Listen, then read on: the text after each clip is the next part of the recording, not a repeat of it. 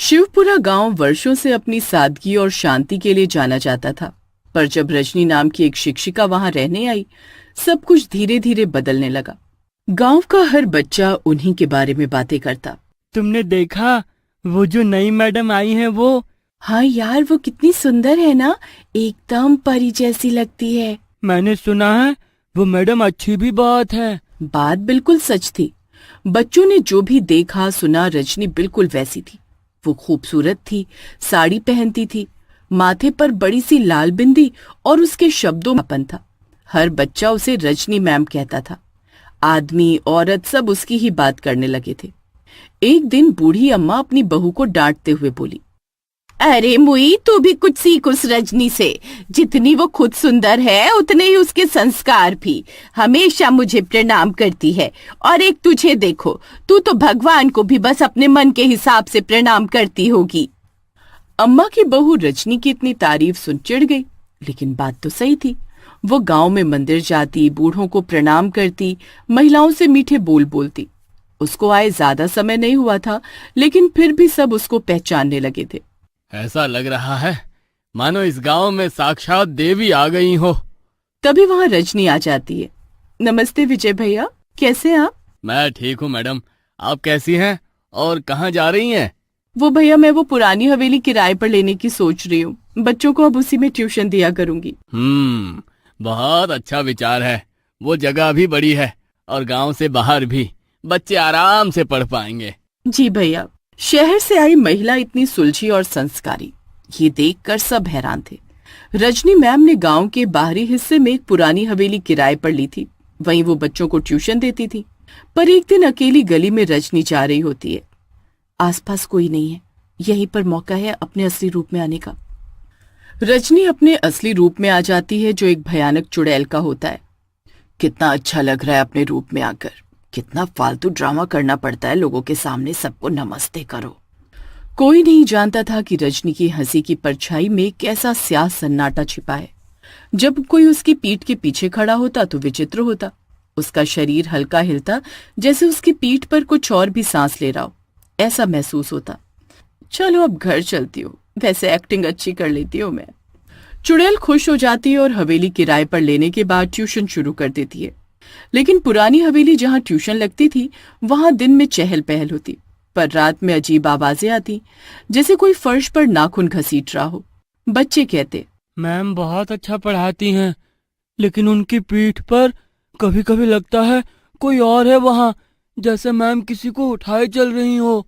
फिर भी बच्चे उसके पास पढ़ने जाते रहे, क्योंकि बच्चों को लगा ये कोई बीमारी है। मैम, आपकी पीठ पर कुछ है क्या? ऐसा लग रहा है जैसे वो हिल रहा हो। पढ़ने वाली हो, पढ़कर जाओ अपने घर। आई बात समझ में? बच्चों ने पहली बार रजनी को इतने गुस्से में देखा था। मीना का मुंह भी उदास हो गया। उसको समझ नहीं आया कि उसने ऐसा क्या गलत पूछा।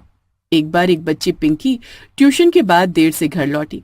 उसने अपनी माँ से कहा, जब मैं मैम की पीठ के पास गई तो उन्होंने अचानक चिल्ला दिया, पीछे मत आना, और उनका गला अचानक भारी और खुरदरा हो गया था।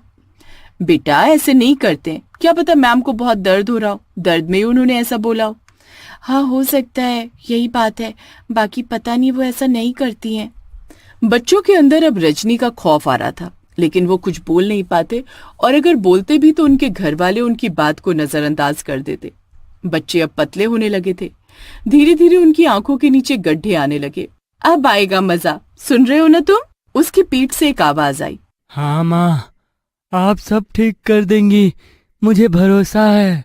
बात ये थी कि रजनी का बेटा था जो जन्म लेने के समय ही मर गया था, और साथ ही रजनी भी। अब रजनी को हर बच्चे की बलि देनी थी, जिससे उसका बेटा वापस आ जाता है। अब बच्चे कमजोर होने लगे हैं, मेरा काम बन रहा है। रात को जब रजनी अकेली होती तो आईने के सामने बैठती। वह खुद को आईने में देखती और धीमे से मुस्कुराती। मैं तुझे ले आऊंगी बेटा, भले ही मुझे सबको खत्म करना पड़े, एक एक को साफ कर दूंगी। हर रात जब वो सोने जाती, हवेली के एक कमरे से बुदबुदाने की आवाजें आती, मानो कोई प्राचीन भाषा में कुछ बोल रहा हो। ये वो हिस्सा था जहां कभी कोई बच्चा नहीं गया। सुनो बेटा नकुल, आओ तुम मेरे साथ चलो, मैं तुम्हें अच्छी कहानी सुनाऊंगी। नकुल रजनी के साथ जाता है। रजनी नकुल को बांध देती है। नकुल डर कर बेहोश हो जाता है और वो चुड़ैल उसको गायब कर देती है। कुछ ही महीनों में गांव के 3 बच्चे गायब हो गए। गांव से नकुल के पिता महेश ने आकर रजनी से पूछा, क्या हुआ मैडम, नकुल आज घर नहीं आया? जी आपका बेटा तो आज आया ही नहीं। लोग बार बार पूछते लेकिन हर बार रजनी का जवाब एक सा होता, आज वो क्लास में आया ही नहीं। गांव वालों को अब रजनी पर शक हुआ। देखिए मैडम, लोगों का कहना है कि बच्चे आपके यहाँ से ही गायब हो रहे हैं। नहीं, ये सब झूठ है। चाहे तो आप तलाशी ले सकते हैं या किसी से भी पता कर सकते हैं। पुलिस ने पूछताछ की लेकिन उसके खिलाफ कुछ मिला नहीं। उसकी छवि इतनी सौम्य थी कि कोई उस पर उंगली उठाने की हिम्मत नहीं करता। कुछ लोग डर रहे थे लेकिन कुछ लोग अब भी अपने बच्चे को पढ़ने भेज रहे थे। ना भेजने वालों में से थी सूरज की माँ विभा। उसने अपने बेटे से पूछा, बेटा आपकी मैडम आपको बस पढ़ाती है या कुछ और भी? सूरज ने माँ को बताया, मैम की परछाई मुझसे अलग बात कर रही थी। वो कह रही थी कि पीछे मत देखो। क्यों, पीछे क्या ऐसा था बेटा? पता नहीं। अब विभा को लगा कुछ तो गड़बड़ है, पता करना पड़ेगा। विभा हवेली में जाती है जब रजनी वहां नहीं होती, लेकिन हवेली एकदम साधारण होती है और उसमें एक क्लास होती है और कुछ नहीं। यहाँ तो सब कुछ ठीक लग रहा है। वो वहां से जाने लगती है कि तभी उसको एक दरवाजा दिखता है। ये कैसा दरवाजा है? वो उस दरवाजे को खोलती है तो देखती है हवेली में एक तहखाना था जो हमेशा बंद रहता था। शाम हो चुकी थी लेकिन फिर भी वो उसमें चली जाती है। वहां उसने देखा दीवारों पर बच्चों की चित्रकारी थी मगर सबके चेहरे गायब थे। एक कोने में पुरानी कॉपियां थीं जिनमें लाल स्याही से एक ही वाक्य लिखा था, माँ मैं तुम्हारी पीठ पर हूं। फिर अचानक उन्हें ऐसा लगा कि कोई उनके पीछे खड़ा है। क्या हुआ विभा, कुछ पता चला क्या मेरे बारे में? तुम कौन हो? क्यों डर लग रहा है मुझसे? कौन हो तुम? क्यों कर रही हो ऐसा? विभा वहीं खड़ी थी तभी रजनी ने अपना असली रूप ले लिया। उसके बाद अगली सुबह वो भी लापता हो जाती है। फिर वो आम जिंदगी की तरफ चल पड़ती है। वो दिन में वैसी ही थी, साड़ी में, संस्कारी, माँ से बच्चों के रिपोर्ट कार्ड पर बात करती। पर रात को उसकी आंखें गहरी काली हो जाती।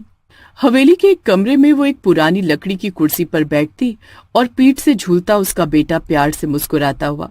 कैसा रहा बेटा आज का दिन? माँ, मुझे बाहर आना है। और कितना समय लगेगा? बस और कुछ दिन बेटा, फिर मैं और तुम यहाँ से बहुत दूर साथ रहेंगे। रात में रजनी की पीठ बाहर आती और बुदबुदाते हुए कहती, मुझे और चाहिए और आत्माएं चाहिए, फिर मैं आजाद हो जाऊंगा। रजनी की पीठ असल में एक बच्चा था, एक राक्षसी आत्मा के लिए जो बच्चों की ऊर्जा से जिंदा होता। चलो बेटा ट्यूशन जाओ, आज तुम्हारा पेपर है ना? रजनी मैम ने ऐलान किया कि ट्यूशन की वार्षिक परीक्षा रात में होगी। माता पिता ने सवाल उठाया पर रजनी ने कहा, ये परीक्षा खास है, बच्चों की क्षमता परखी जाएगी। रात को जब बच्चे पंचायत भवन में बैठे तो सामने कोई प्रश्न पत्र नहीं था, बस एक पंक्ति, पीछे मत देखना वरना तुम भी वहीं रह जाओगे हमेशा के लिए। यही कुछ बच्चों ने बात मान ली लेकिन एक ने डर से मुड़कर पीछे देखा और वहीं गिर गया। उसकी आंखें सफेद हो गईं और उसके मुंह से आवाज निकली, मैं अपनी माँ की पीठ पर हूँ, अब मुझे निकाल दो, मुझे माँ के साथ रहना है। अब रजनी की पीठ से वो बच्चा बाहर आता नजर आया। बस कुछ और दिन बेटा, फिर तुम पूरे निकल जाओगे। माँ, इन सब बच्चों को मार दो, तभी मैं आ पाऊंगा बाहर। एकदम से सब शांत हो जाता है, सारे बच्चे गायब हो जाते हैं और चुड़ैल की पीठ अब हल्की हो चुकी होती है। माँ, अब मैं आजाद हूँ, मुझे बहुत अच्छा लग रहा है, अब आप मुझे पढ़ाना ट्यूशन। अब रजनी एक औरत बन जाती है हमेशा के लिए और अब हवेली बंद हो जाती है।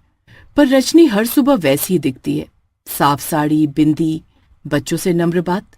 लेकिन कोई अब अपने बच्चों को ट्यूशन नहीं भेजता।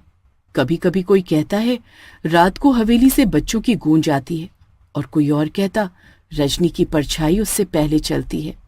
माँ, सब आपके बारे में कितनी बातें करते हैं, आपको बुरा नहीं लगता? आप तो सबको खत्म कर सकती हो, तो क्यों नहीं करती हो? क्योंकि अब तुम हो मेरी जिंदगी में, मुझे किसी को मारने की जरूरत नहीं है। अब जिसको जो बोलना है बोलने दो।